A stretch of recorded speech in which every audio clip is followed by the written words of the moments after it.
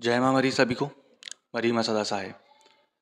आज मैं आपके लिए एक ऐसी कहानी और ऐसे इतिहास को उजागर करने वाला हूँ जो कि यूट्यूब पर अभी तक आपको किसी ने बताया नहीं होगा कि माता मरी कौन है। क्योंकि ये मेरी कुलदेवी हैं, बरसों से हम लोग पूजते चले आ रहे हैं इनको, तो इनके बारे में काफ़ी जानकारी है और जानकारी इकट्ठा करके रखी है। यूट्यूब पे बहुत सारी ऐसी अफवाहें फैली हुई हैं, माता मरी जोगिनी हैं, माता मरी पिशाचनी हैं। तो इससे पूरा आज पर्दा उठेगा, तो वीडियो के अंत तक बने रहें। पहली चीज़, माता मरी भगवती का ही रूप है, ठीक, वो कोई जोगनी कोई पिशाचनी नहीं है। दूसरी चीज़, माता मरी जो हैं इनको लेकर के एक किंवदंती जुड़ी हुई है कि जब मुग़ल शासक यहाँ पर आए तो माता को सूअर के बच्चे की बलि भेंट की गई ताकि वो दूर भाग सकें, क्योंकि इस्लाम में सूअर हराम है। ये भी एक इनसे किंवदंती थोड़ी सी जुड़ी हुई है। तीसरी चीज़, भगवती मारण में एक्सपर्ट है। मारण में ये सोचो कि माता मरी का काम क्या है। कई लोग बोलते वशीकरण कर रही है, कई लोग बोलते उच्चाटन, तो वो ऐसा नहीं है।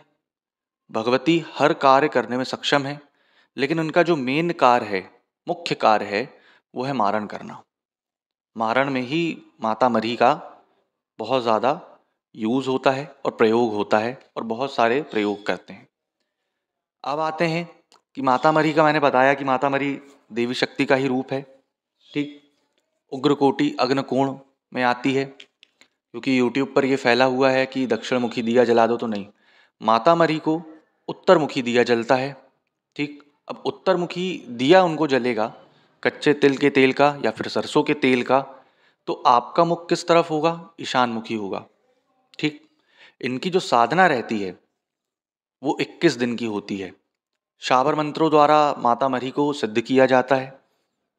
शाबर मंत्रों के माध्यम से प्रतिदिन 5 माला भी अगर आप करते हैं तो माता मरी को आप सिद्ध कर सकते हैं। भगवती दिखने में बहुत प्रचंड और उग्र रूप है। माँ काली के रूप जैसे ही दिखता है इनका रूप। जीभ लटकी हुई, बहुत सारे नींबुओं की माला पहनी हुई, बड़े बड़े बिखराए हुए बाल, ये सारी चीज़ माता भगवती के स्वरूप में आती है। क्योंकि ये शमशान में और बहुत सारी जगह इनके निवास स्थान हैं। पूरे ऑल ओवर इंडिया में काफ़ी ज़्यादा निवास स्थान होने के बावजूद पाकिस्तान तक में भी मरी माता टेम्पल है। अब आते हैं क्या कि मरी या फिर मरही या फिर मरही अलग अलग है क्या? बिल्कुल अलग अलग है ना। मरी माता अलग है, मरही माता अलग है, और मरही माता अलग है। मरही माता के बहुत सारे स्वरूप हैं। हैजाई मरी, ठीक, उसके बाद दसहाई मरी, आसमानी मरी, शारदा मरी भी होती है, ठीक, खप्पर वाली मरी भी होती है, 5 बकरा बली मरी भी होती है। बहुत सारे भगवती के स्वरूप हैं। इनकी साधना का जो मैंने विधान बताया, जैसे कि 21 दिन आपको साधना करनी होती है।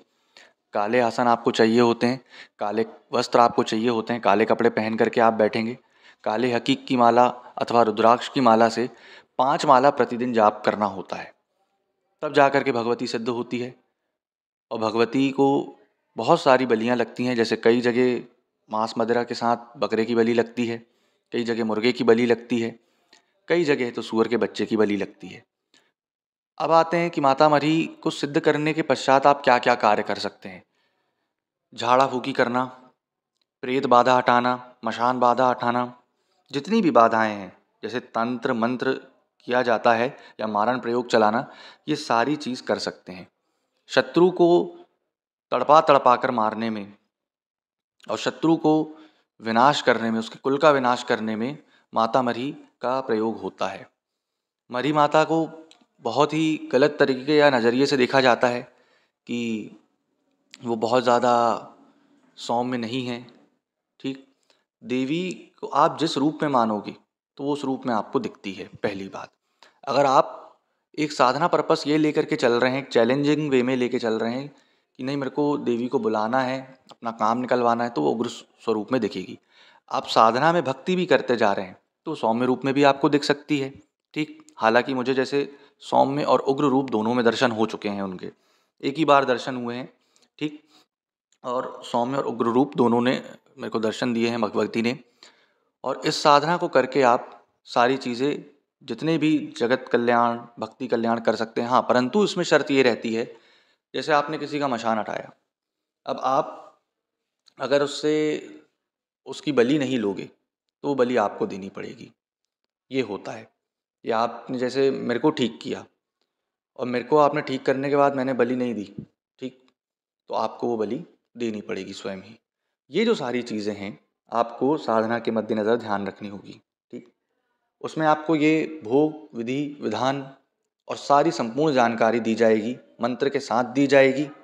और मंत्र को सिद्ध करने के बाद आपको प्रयोग बताया जाएगा और उसके जितने प्रयोग हैं, पूरे प्रयोग आपको बताए जाएंगे कि आप एक ही मंत्र से कैसे इतने सारे कार्य कर सकते हैं और हर मंत्र एक मंत्र को हर किसी कार्य में कैसे चला सकते हैं, ठीक। जैसे मसान का उतारा कैसे करना है या प्रेत का उतारा नींबू में कैसे करना है, ये सारी चीज़ आपको पूरा प्रयोग और विधि विधान बताया जाएगा।